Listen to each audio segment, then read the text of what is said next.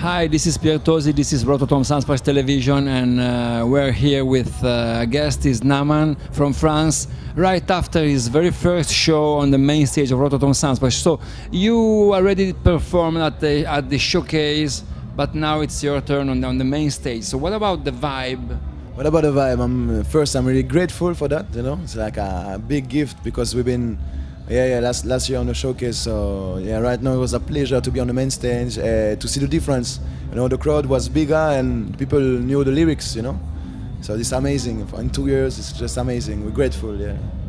And as far as I know, you're a spiritual person, and you choose a name that is a biblical reference. So can you briefly explain us the meaning of your name, NAAMAN? Yeah, I can explain that. Yeah, I come from a Christian family. So as a child, I've been into that culture, you know, and I refused it earlier, you know, like as a teenager, you know, I started to refuse that. But later, I wanted to know more about the civilization, you know, where we are, and the Bible, you know, that's a big thing. So I started to read that, and inside I found the story of NAAMAN. So NAAMAN is a Syrian warrior, and he been like, I don't know how to say in English, you know, but he fell sick, you know, a sickness, you know, and to heal himself, he had to slow down his ego and start listening again, you know. And so I found it, you know, just real, you know, because reggae music is about that, you know, it's a real thing. So if you have an ego too big, you can't listen. If you can't listen, you cut from the world. And if you're not here, you know, you can't sing about real life. So yeah, this is the way, you know, I choose the name. Yeah.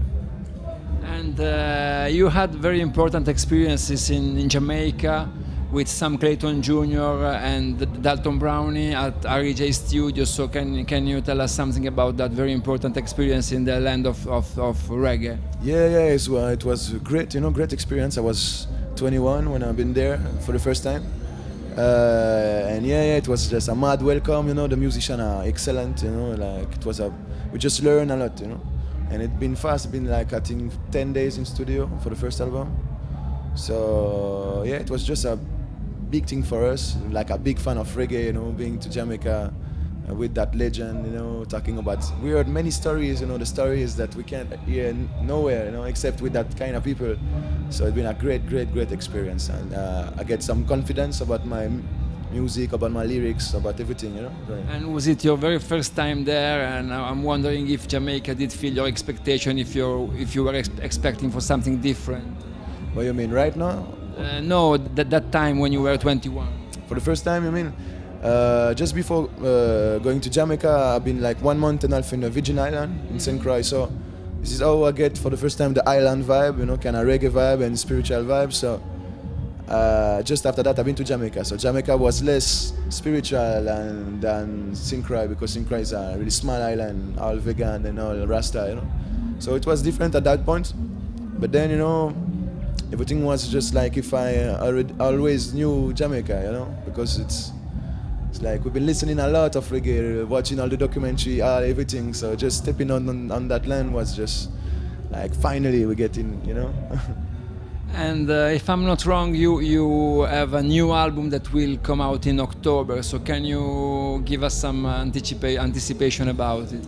Yeah. New album is called Rays of Resistance. It's a 15-track album, and this is the first. You know, it's like the first time I create my label with my crew, you know, called Big Scoop Records. So this is the first album we released on that label.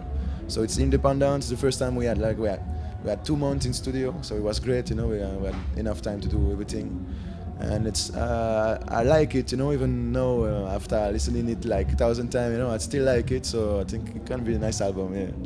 Nice. And the very last thing is, at our TV show we don't have any French speakers, so would you like to give a special greetings to our French audience in French?